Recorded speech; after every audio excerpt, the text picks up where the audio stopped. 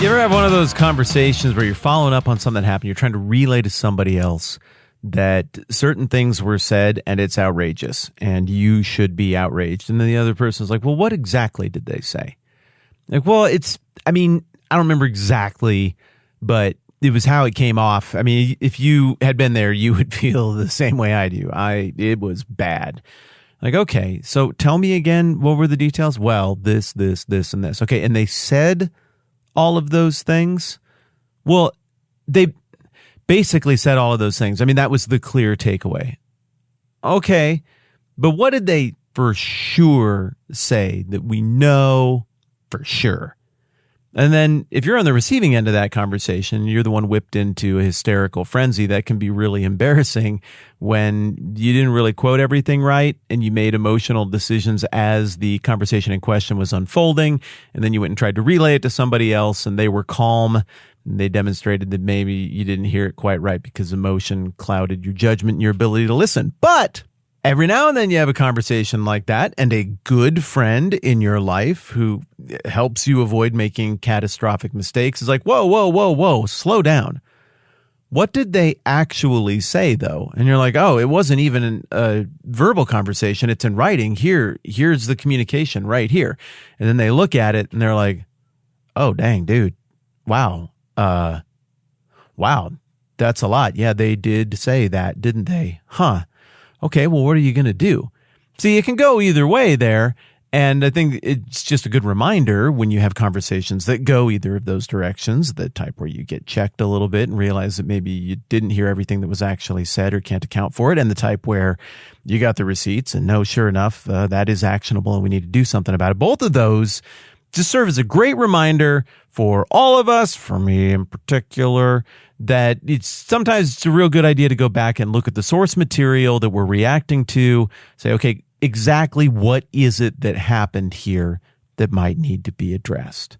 And that is what we're going to do today with this situation in the book of Esther. You got a deal where there was a decree that was made, but for you and me, that's a long time ago. I mean, it's 1, 2, 3, 4. It's 4 pages in my Bible, but you've hung out with me for a while. 4 pages is months for you and me. So at least for me, I kind of feel whatever it was that Haman and Xerxes cooked up about the edict to kill all the Jews back there in chapter 3, but I might not remember the exact specifics. So we're just going to go back and check, and then we're going to think about what it would take to undo that or to countermand that, so that we have a good sense of what would be a sane, responsible, accurate response to the actual decree that was made in the first place. All right? I mean, we're right now in Esther chapter 8, and Haman is defeated, the guy who's the architect of this plan to kill the Jews. And Esther is the richest woman in the world. Mordecai is going to administer that estate. He's got the signet ring of the king. Everything is shifting in favor of team good guys here, but the edict still stands. So Esther pleads with the king. Now she's starting to lose her cool, or maybe she has her cool, and this is a calculated way to work over the king and appeal to his emotions and weaknesses. She fell at his feet and wept. She begged him to put an end to the evil plan of Haman the Agagite. And then the king extends the gold scepter, and then she says, if it pleases the king, and if he regards me with favor and thinks it is the right thing to do, and if he is pleased with me, let an order be written overruling the dispatches that Haman, son of Hammedatha the Agagite, devised and wrote to destroy the Jews in all the king's provinces. For how can I bear to see disaster fall on my people? How can I bear to see the destruction of my family? And then, as we've discussed, Xerxes is like, cool, yeah, well, because Haman did that, I gave you his estate, and hung him on the gallows. And maybe there's a pause right there, and he can see that isn't what Esther wanted. That doesn't address the concern. And so what would make sense for him to offer next is the question that's hanging there in Esther 8:8, no pun intended on the word hanging. So let's go back. Let's see what was actually said in the first place. What was the deal? All right, so the king took his signet ring from his finger. This is Esther 3, what are we at, 10. And he gave it to Haman, the son of Hammedatha, the Agagite, the enemy of the Jews. Keep the money. I don't want your dirty money. And do with the people as you please. So that's as far as Xerxes knows anything about it. Everything from here on out is Haman on autopilot. Verse 12. Then on the 13th day of the first month, the royal secretaries were summoned. They wrote out in the script of each province and in the language of each people all Haman's orders to the king satraps, the governors of the various provinces, and the nobles of the various peoples. All right, so we got receipts. This is written down. We know exactly what this thing says. There's not going to be any debate about, wait, no, well, I mean, let's talk about what the actual decree was. Oh, no. We know what the actual decree was. It's all written down. This all happened in plain sight, and lest there be any confusion, it was in all the languages. These were written in the name of King Xerxes himself and sealed with his own ring. Note how much the author of Esther is going out of their way to say this was very official and super documented. And verse 13, dispatches were sent by couriers to all the king's provinces with the order to, here we go, destroy, kill, and annihilate all the Jews, young and old, women and little children, on a single day, the 13th day of the 12th month, the month of Adar, and to plunder their goods. And then verse 14 says, and a copy of the text and the edict was to be issued as law in every province and made known to the people of every nationality, so they would be ready for that day. Okay, there's not a lot of debate here. The order is to destroy, kill, and annihilate all the Jews. Which Jews? All of them. The young, the old, the women, and little children. It's really interesting. When we went over this last time around, I think I was maybe even a little bit critical. I think the way I read the passage, like, oh, Haman's not a good author. Look at that. He keeps repeating things. But as I've worked more carefully through the book of Esther with you in the ensuing months, I'm coming to understand that I think what's happening here is that this is the author's paraphrase, and that the author is using this repetition technique as a way to really emphasize what was actually being said, because Esther uses the same kind of language when she's explaining what's going on to Xerxes in chapter 7 and chapter 8. So I think what we're actually getting here, I think I was wrong before, is not just a poorly written decree, but rather that the actual nature of the decree is just being pounded by the author of Esther, so we can't miss it. You're to destroy, kill, and annihilate. There's a triplicate that all means more or less the same thing. All the Jews. And as if that wasn't clear enough, which Jews? The young, the old, the women, and the little children. So it seems like what the author is doing here is going out of his way to show the receipts and say, this was the decree. Let nobody come back and be like, what? No, like it was a social punishment. It was a social experiment. It was kind of just a false flag thing. No, he never intended for people to actually do it. He's making it really clear. The edict was explicit.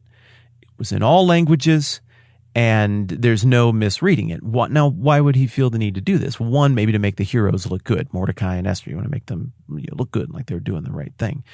But maybe more so, it's because at some point there was a temptation for public sympathies to shift from, oh my goodness, were we really just going to use the government to kill all the Jews?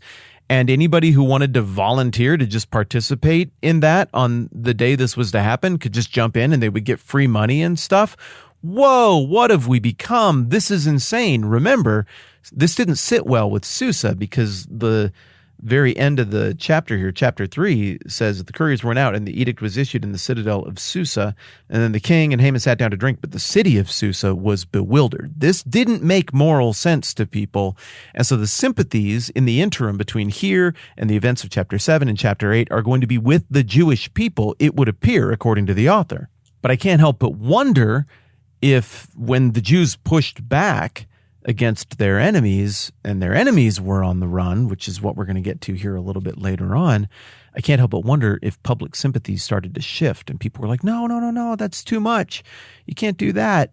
Or even if people who were absolutely pro-genocide and absolutely wanted this kind of evil and violence to occur, suddenly they're embracing a new moral paradigm and being like, what? No, the humanity, you can't do things like, come on, stop it. And so to me, from the 10,000-foot view, it looks like the author of Esther, who's obviously writing this after all of these events had unfolded, is going a little bit out of their way to defend that, no, this was a real threat. It was official. Don't let anybody memory hold this or gaslight you into thinking it was something different. This is what Haman ordered with the king's signet ring. Whatever language you speak, you read the order. This is what it was. And we all know dang well that that order wouldn't have been issued if there weren't a bunch of people who were perfectly enthusiastic to comply with that order. Again, this is so interesting. It's like the edict at the beginning of the book of Exodus to drown all the Hebrew babies, where the idea was, who's going to carry it out? Soldiers and stuff? No, not really. We're just going to have the populace do it, because there's plenty of people within the populace who, if they know there's no punishment for this, it's even encouraged, you might get some free money or something, that they would be enthusiastic about carrying out atrocities against Jews and specifically against Jewish babies. Same kind of deal here.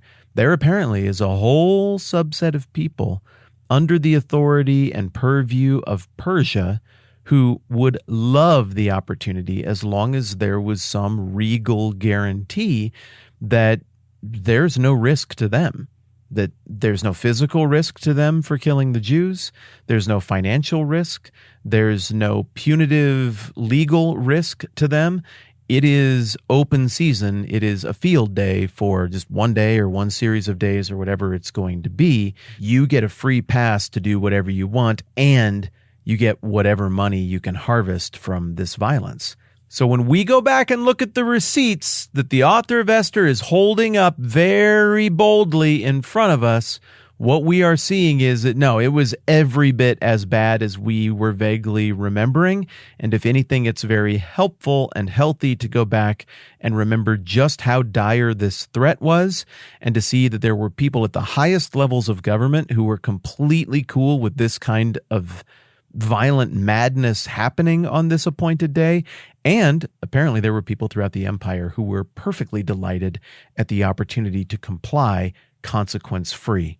So sometimes you have a conversation with somebody and you're following up on a crazy thing that somebody else said, and you're like, they said crazy stuff, and then you get pushed on, and they're like, yeah, but did they actually say that?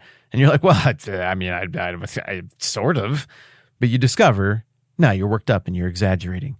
Other times, something crazy happens, and you go to somebody, you're like, this person, they said crazy stuff, and they're like, well, did they actually say it? And you're like, yeah, and here it is in writing. And when that's the case, well, now it's time to think about whether there's anything that you need to do to get things straightened out. And now you and I have gone back and done our due diligence and revisited exactly what this edict was about. As we glance at the rest of Esther, we see, there was no mistake here. This is reflective of Haman's behavior. We can double check and see about the deal when Mordecai communicated all of this to Esther. Yeah, the details of what Mordecai communicated were accurate as well. Nobody corrected him. The court officials, the eunuchs, they didn't correct him. No. The receipts are there. The whole thing checks out. So this threat is real. It's every bit as violent and horrible as we remembered. We're not exaggerating here. We're not given to wild, hysterical emotionalism. There's a real problem, and the real problem is getting really close. And now Esther has the king's attention, and Team Esther and Mordecai are going to have to figure out how to get something out of the king that can undo this. We'll see what it is next time around as we get into Esther 8, verse 8. I'm Matt. This is the 10-Minute Bible Hour podcast. Let's do this again soon.